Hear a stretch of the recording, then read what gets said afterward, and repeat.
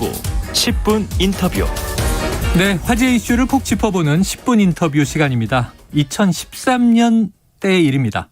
서울시 계약 공무원이었던 이 유우성 씨가 탈북자 명단을 빼돌렸다. 이른바 간첩 조작 사건에 이제 휘말린 시작점이었죠. 이때 사건을 담당했던 이시원 전 검사. 자, 이번 새 정부의 대통령실 공직기강 비서관으로 발탁이 됐는데요. 오늘은 간첩 조작 사건의 피해자인 유우성 씨를 직접 모시고 관련 이야기를 나눠보겠습니다. 지금 스튜디오에 나와 계십니다. 자, 유 선생님 안녕하세요. 예, 안녕하세요. 유우성입니다. 네, 자 서울시 공무원이셨어요. 예, 계약직 공무원이었습니다. 네, 그런데 2013년 검찰이 간첩 혐의로 이제 기소하면서 서울시 간첩 조작 사건이 됐고요. 조작이 들어갔으니까 예. 추후 피해자라는 게 이제 확인이 되셨는데 이 9년 지났습니다. 어떻게 기억하십니까? 이 사건은 국정원에서 2012년 연말 때 대선이 있었고 그때 네. 막 국정원에서 댓글 조작 사건 때문에 되게 언론에부터 비난받을 때 갑자기 서울시에 간첩이 침투했다고 해가지고 사실 그 조작 댓글 조작을 어느 정도 이제 언론에서 간첩을 주줄적으로 보도를 하다 보니까 네. 그렇게 덮었던 사건으로 기억하는데요. 그리고 특히 이번에 정부에 발탁되신 네, 이시원 전 검사는 이 사건을 압수수색부터 수사부터 시작해서 기소까지 총괄 책임졌던 담당 검사였습니다. 그래서 예. 지금 이 사건이 네. 잊혀지려는 시점에 다시 이제 재부각이 됐는데 예. 핵심은 이런 거죠. 당시 국정원이 협박을 했고 예. 또 이제 유우성 씨의 동생 유가려 씨가 등장을 했는데 거짓 진술을 했고요. 예, 맞습니다. 북한의 출입 기록도 나중에 위조됐다는 게 밝혀졌어요. 자, 이후에 이게 검찰 선으로 사건이 넘어갔는데 자, 국정원은 그랬다 치고 검찰은 이게 사실 확인이 안 됐습니까? 그건 아니고요. 검찰에서 처음부터 저는 다 알고 있다고 생각을 하고 있습니다. 네, 그럴 수밖에 없는 구조니까 이제 검찰에서 저도 조사받았고 수사 기록은 다 검찰에 넘어갔고 그 수사 기록을 바탕으로 해가지고 검찰에서 저를 기소를 했거든요. 근데 문제는 조사 기간에 유가려가 이제 여동생이 이제 국정원에서 어느 정도 해외 폭행으로 만들었던 진술을 가지고 이제 검찰에 넘어가는데 검찰에서 이제 조사하는 과정에 여러 가지 이상한 점을 느꼈는지 검사가 이제 유가려를 따로 불러서 수사관이랑 같이 있을 때 가려 씨한테 그렇게 물어봤대요. 국정원의 수사관들한테 얘기를 안 할 거니까 진짜 있는 사실을 얘기해보라고 했어요. 그게 이시원 검사였거든요. 그래서 이시원 검사가 그렇게 물어보니까 동생이 국정원하고 검찰은 다르니까 검사를 믿어보자 하고 이 모든 사실이 조작됐고 우리 오빠는 간첩이 아니고 우리 집안은 그런 집안 아닙니다. 너무 억울한 걸 말씀드렸어요. 그때 당시에 경청하던 이시원 검사는 얼굴이 싹 변하면서 거기 있던 수사관 보고 나가라 하고 자기가 단독으로 이제 유가려를 만나서 1대1로. 이런 식으로 얘기하면 너를 도와줄 수 없다. 그리고 기존의 진술을 유지할 취지로 회유를 했다고 합니다. 그랬던 이시원 검사가 이번에 이렇게 발탁이 됐으니까 저나 저 여동생은 정말 그 심정은 특히 여동생은 통곡하고 심정이 너무 자, 지금 이게 이제 유우성 씨가 지금 이제 생각한 이야기예요. 뭐냐면 국정원이 조작을 했고 검찰은 몰랐는데 이관을 받고 나서 이제 이것을 이제 기소하고 처리한 게 아니라 국정원과 검찰의 합작품이다. 지금 생각하시는 거잖아요. 처음부터 저는 어느 정도 알고 있었다고 생각을 합니다. 자, 이시원 전 검사 이렇게 얘기를 했습니다. 본인도 국정원에 속았다. 그럴 수는 없습니다. 그럴 수는 없다. 지금 얘기하신 대목만 해도 그것만뿐 아니라 1심에서 이제 제가 이제 북한에 가서 훈장 받고 북한 보위부에서 교육받던 그 기간에 분명히 중국에서 찍은 사진들과 그게 아이폰에 기록돼 있고 특히 통화 기록이 검찰이 다 가지고 있어요. 근데 그러한 증거는 검찰에서 아예 재판부에 제출하지 않았어요. 그 자체가 사실은 불법이거든요. 나중에 재판을 진행하면서 그런 증거들이 나와서 결국에는 조작된 부분들이 밝혀져서 그러니까 중국에서 찍은 걸 북한에서 마침 찍은 것처럼 이제 프린터 뽑아가지고 그런 시간에 사실 그걸 조사해 보니까 중국에서 결국은 1심에서 무죄를 받게 됐어요. 네네. 그러면 항소심에서 검사가 그때 당시 이시원하고 이문선 검사였는데 그 이시원 이문선 검사가 국정원 수사 지휘를 해야 되니까 국정원 수사관들한테 돈이 들던 뭐가 들던 출입국 기록을 가져오라고 지시한 게 그 이시원하고 이문선 검사였어요. 북한에 들어갔다는 출입국 기록을 그렇죠. 가져와라. 근데 그 지시를 받고 결국엔 국정원에서 그 출입국 기록을 한 장이 아니라 여러 장을 만들어 오게 됩니다. 네네. 근데 여러 장을 만들어 왔는데 보통 나라 사이에 공문이 왔다 갔다 하면 그런 공문은 오가지는 않거든요. 네네. 하나가 왔다 가고 하나가 와서 뭐 어떤 공문이 세 개, 네 개 와서 양식이나 도장이 마음에 드는 것을 하나 뽑아쓰라는 건 그건 말이 안 되는 거지 않습니까? 네네네. 그러나 국정원에서 여러 개의 출입 기록을 검찰에게 넘겨줬고 검찰은 그중에서 도장과 양식이 제일 그렇다 하는 걸 하나를 골라서 재판부에 제출했고 재판부에다가 이러한 기록은 정상적인 외교 문서로 받았다는 그러한 의견서까지 제출했습니다. 그런데 검찰이 모른다는 것은 정말 새빨간 거짓말입니다. 네. 예. 국정원과 검찰은 이 사건에 관한하는 한 몸이었다. 예, 저는 그렇게 생각합니다. 예. 자, 국정원은 출입국 기록을 여러 장을 조작해서 골라서 쓰십시오 했다는 거고. 예. 결국은 나중에 이제 그 출입국 기록을 조작한 조력자도 나오게 되죠. 그래서 조력자도 나오고 그에 대해서 어떻게 만들어진 과정들도 다 나오게 됩니다. 예, 그간의 과정을 쭉 정리해봤습니다. 2012년에 이제 시작이 돼서 2013년부터 이게 보도도 시작되고 했는데, 자 지난한 과정에 결국은 이제 무죄를 확인받고 이제 본인은 결백해졌어요. 그리고 2019년.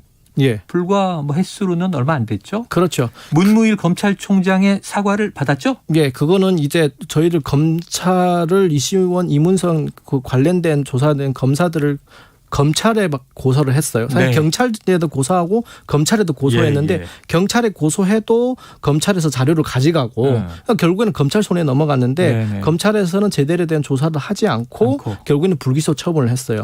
나중에 문재인 정권이 들어와서 그 사건을 TF와 과거 사위가 만들어서 다시 들여다봤는데 그때 내릴 결론이 그렇게 나온 겁니다. 검사가 조작에 알고도 이 조작된 문서를 알고도 재판부에 제출했거나 그거를 묵인했다. 그런 결과가 나와서 사실 문은일 전 검찰총장이 사과를 했거든요.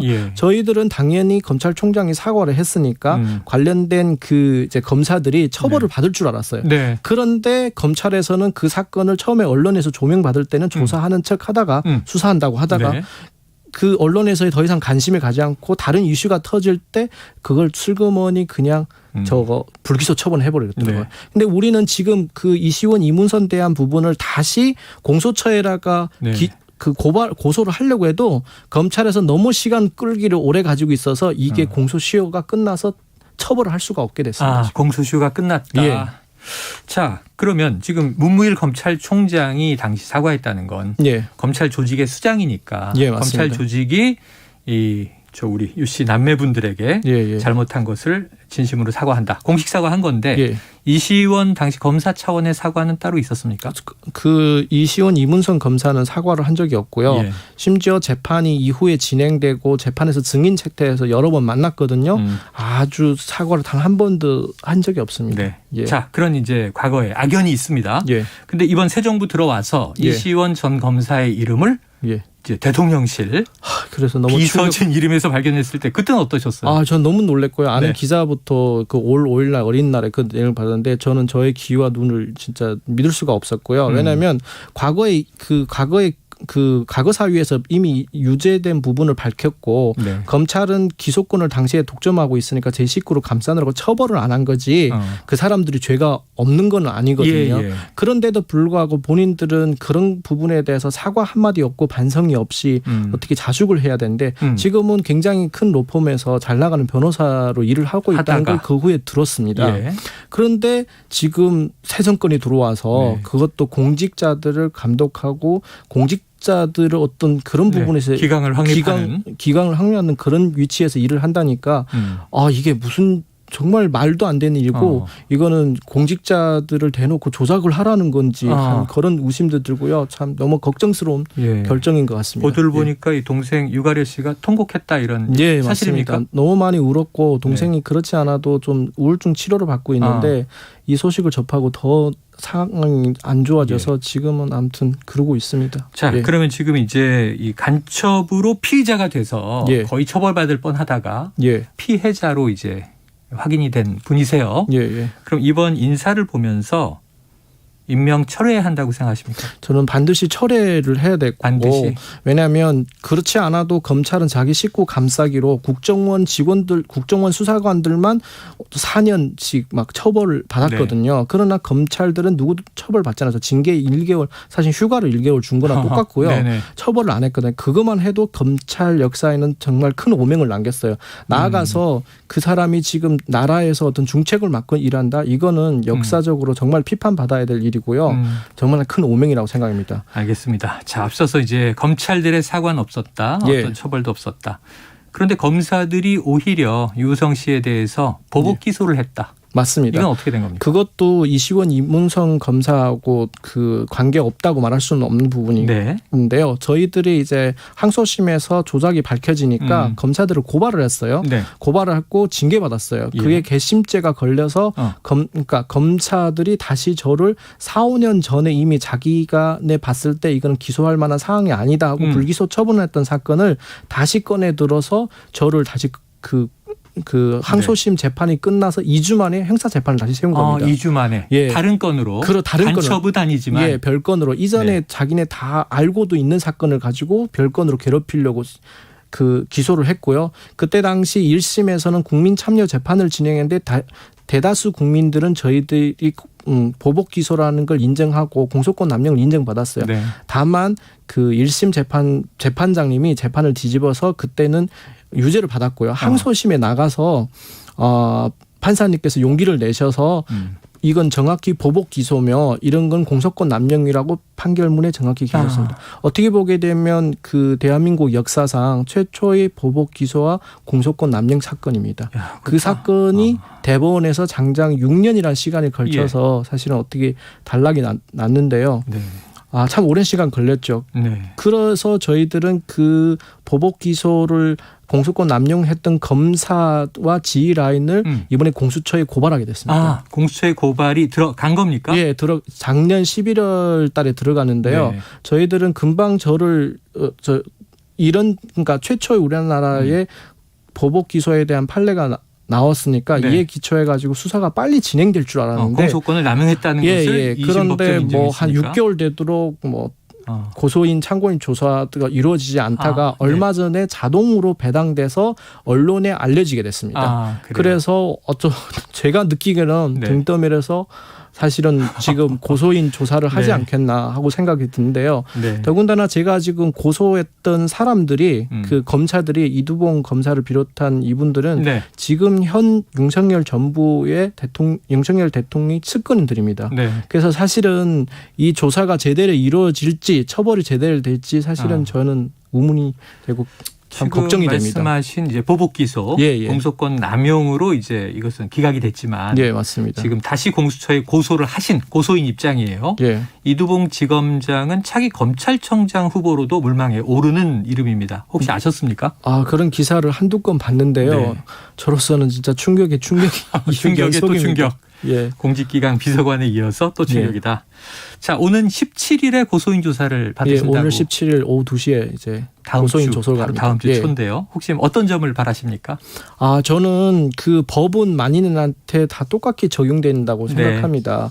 저희들이 검찰에다가 검사들을 여러 번 고발했지만 다 불기소 처분되는데 공수처야말로 이번에 제대로 된 수사를 해서 잘못된 부분이 있으면 엄벌을 처하고 법은 만인한테 공정하다는 걸 보여줬으면 좋겠습니다. 법이 공정하다는 것을 보여달라.